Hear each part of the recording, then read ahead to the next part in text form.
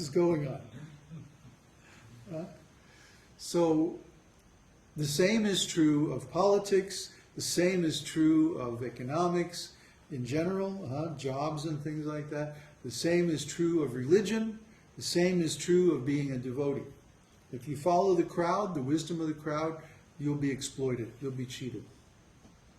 You have to reach a deeper understanding, and you can only do that by thinking independently. But, you know, our whole education and everything is designed to stop us from thinking independently.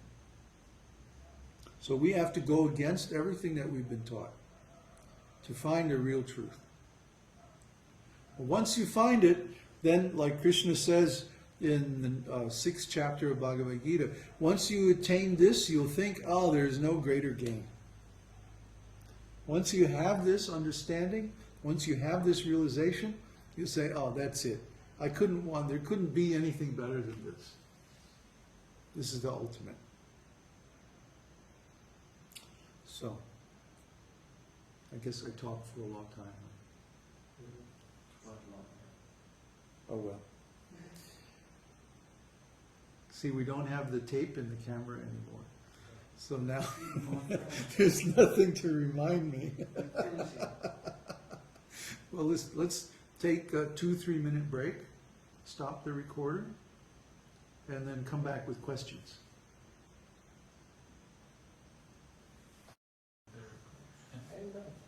Okay, so, question. Okay. Is the situation which you expressed about ISKCON due to the magic form, magic like Maya, magic form, having influence on both individual and collective souls' karmic wage, and therefore those people are being misled because of an Ashuric demonic influence? Well, there's individual karma, and collective karma is only when a bunch of individuals have similar karma. There's no such thing as a separate collective karma. What we see as the group karma is when a bunch of people have that karma, and so they actually come together into a group in order to experience that karma. You know, politics is a good example. There are all these people who have the karma that requires them to be exploited by bad leaders. So they go to a certain country, and you know, they take birth in this country, or they travel to that country, and then they go through those experiences that they have to fulfill their karma. And the people that don't need that kind of experience, they leave that place and go somewhere else, you see. So the people who are in these different devotional groups that are making some mistaken misunderstanding of Krishna consciousness are there because they have a certain mentality that requires them to go through that experience. In this case, it's not exactly karma. It's offenses against the holy name, or offenses against the Guru. They have that mentality, that offensive mentality, and because of that, then they have to go through that experience of suffering. It's actually suffering, so that they understand what happens when you deviate from the absolute truth. So, you could say there is some demoniac influence. Actually, in the case of ISKCON and certain other groups, there actually is a direct demoniac influence, which I'm not going to go into. But that is present because those individuals have that particular karma. In other words, let's say there's a certain club, and when people join this club, they have to go through some kind of hazing or something, like a fraternity. So the people whose karma requires them to have that kind of an experience will join, they'll all join that particular club. See? So the people who are required to have the experience of accepting some demoniac influence, because they don't have a clear understanding of the absolute truth, and they make offenses against the spiritual master or the devotees or the holy name, they'll all be required to be a part of this particular organization. Whereas the people who aren't required to have that experience will leave. They'll go off and have whatever experiences that they're required to have. So everything is powered by the individual's karma. There's really no such a thing as a separate group karma. It's that all these individuals have similar karma, so they come into groups together naturally by a spontaneous attraction. It's just like, what was it? People who, oh yeah, we were talking the other day about moksha, and people who are attracted to the impersonal liberation.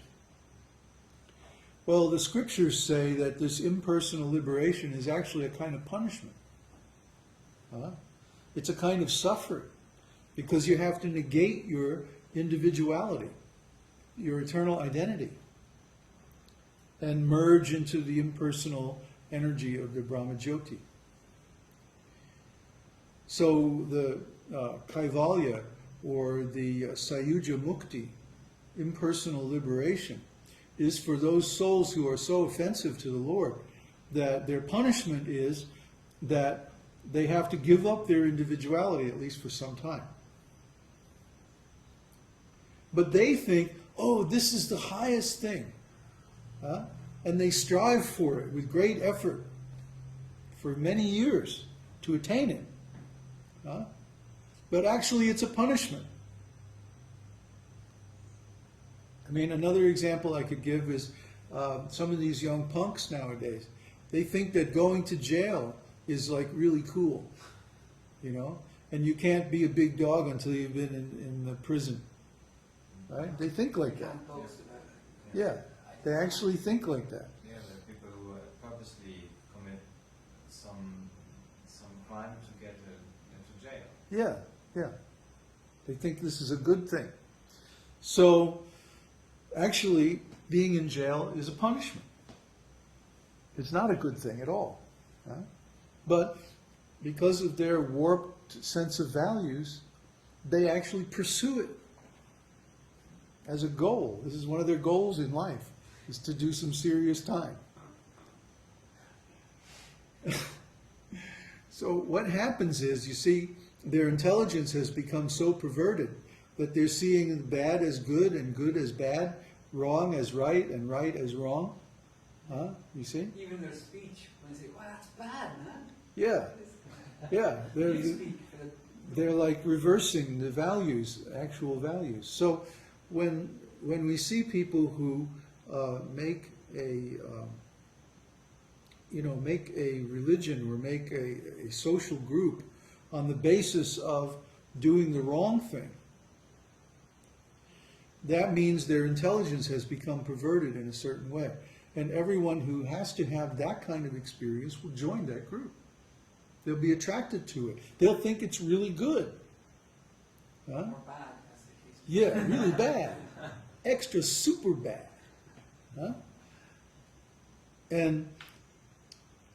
But their values have become perverted. Their intelligence has become actually destroyed by their offenses. So anything that someone has to experience is the result of their past activities. There's no such thing as saying, you made me do it. Or it's all your fault that I'm suffering. This means a person has no intelligence. Because actually everything that happens to us is the karmic result of our previous activities. So even if we performed those activities in a previous life and we don't remember them, the Lord remembers. And He knows how to make everything happen so that we get the result. So if something happens to us that we think is bad, that we don't like, we have to take responsibility for it and say, oh, this is happening to me because I did something wrong in the past and now I have to suffer. Huh?